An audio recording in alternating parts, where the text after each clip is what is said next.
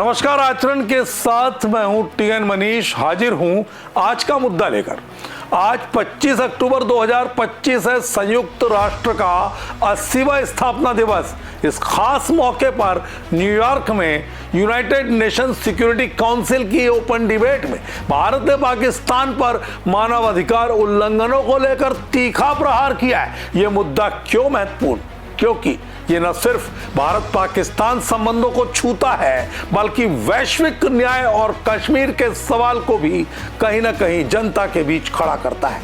जनता को यह समझना जरूरी है भारत ने वैश्विक मंच पर अपना रुख कैसे मजबूती से रखा।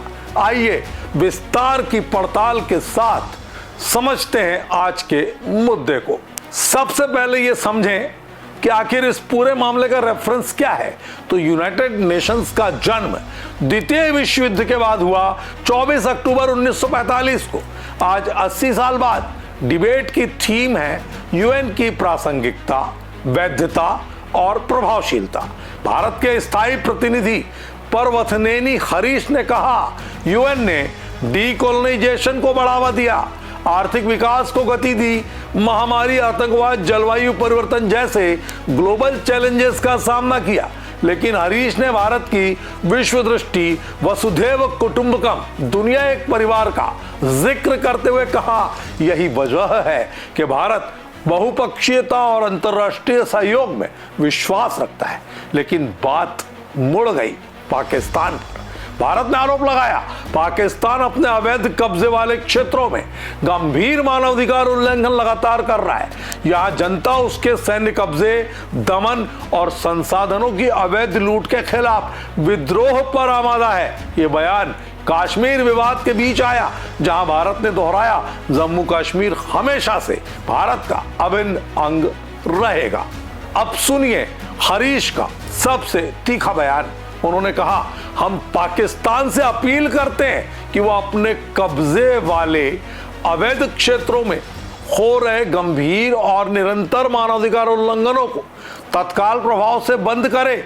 जहां जनता पाकिस्तान के सैन्य कब्जे, दमन, क्रूरता और संसाधनों की अवैध लूट के खिलाफ विद्रोह कर रही है। ये शब्द सीधे यूएन फ्लोर पर गूंज उठे। हरीश ने आगे कहा, जम्मू कश्मीर यूनियन टेरिटरी हमेशा से रही है और हमेशा भारत का अभिन्न और अविभाज्य हिस्सा रहेगी।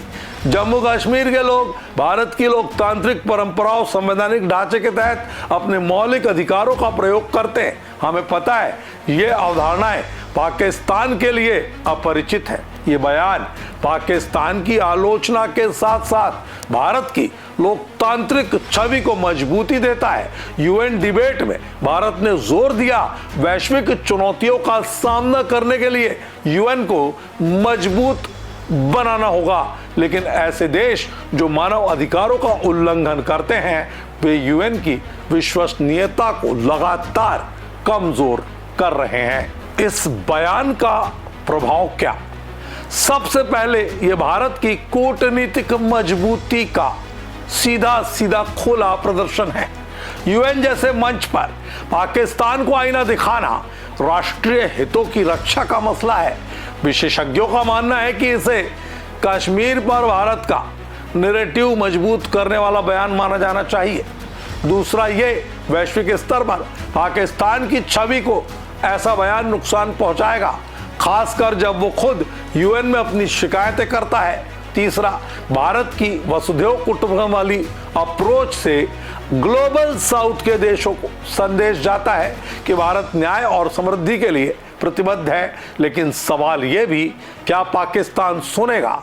इतिहास बताता है ऐसे बयान दबाव जरूर बनाते हैं। निचोड़ के तौर पर संक्षेप में हम ये मान सकते हैं कि भारत वैश्विक मंच पर न सिर्फ अपनी आवाज बुलंद कर रहा है, बल्कि न्याय की मांग भी लगातार कर रहा है।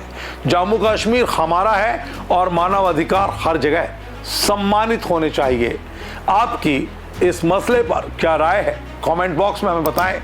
अगले एपिसोड तक मुझे दीजिए इजाजत। आज के मुद्दे में इतना ही। आप बने रहिए आचरण न्यूज के साथ। धन्यवाद, नमस्कार। देश दुनिया की सभी खबरें देखने के लिए जुड़े रहिए आचरण न्यूज से। आचरण न्यूज, हर कदम आपके साथ।